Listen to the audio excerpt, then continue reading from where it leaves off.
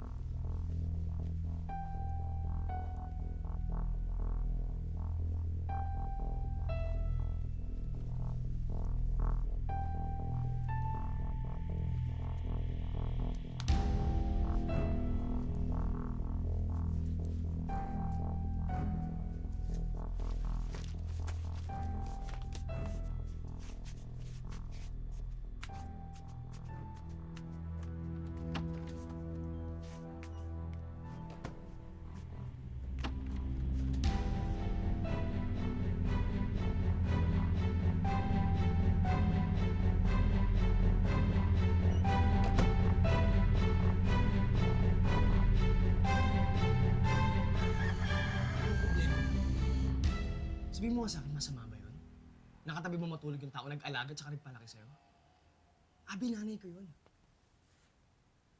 Baka nakakalimutan mo. Asawa mo na ako ngayon. Bakit yung ginagawa mo? Wala kami ginagawang masama. Ano ang dumi ng utak mo eh? At ako pa ngayon na may kasalanan. Masisisi mo ba ako kung yan ang iniisip ko? Hindi normal yung ginagawa ninyo. Kasi hindi nga ako makatulog na hindi siya katabi. Maski ako di ko rin naman maintindihan eh. Pwede ba kung mahal mo ako, intindihin mo na lang? Walang lalaking may asawa ang tumatabi pa sa ina niya. Bahala ka sa buhay.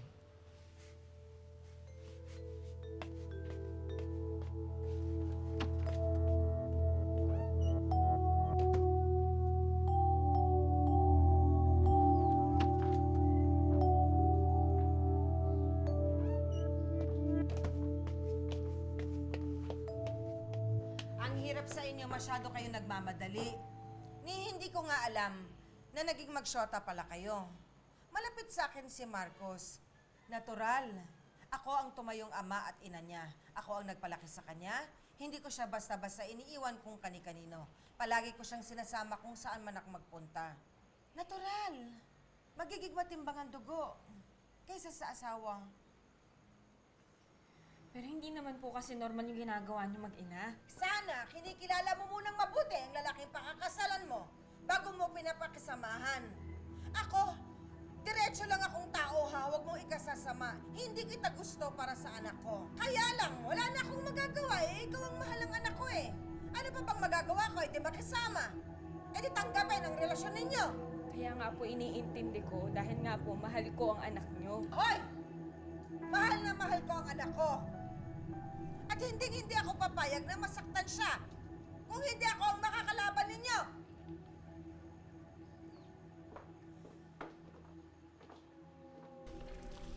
Yan. Oh, ito sarap.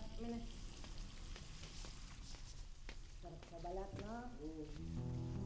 Ako ang bibili na ng mga sabon mo. Para hypoallergenic. Hmm? Sarap na.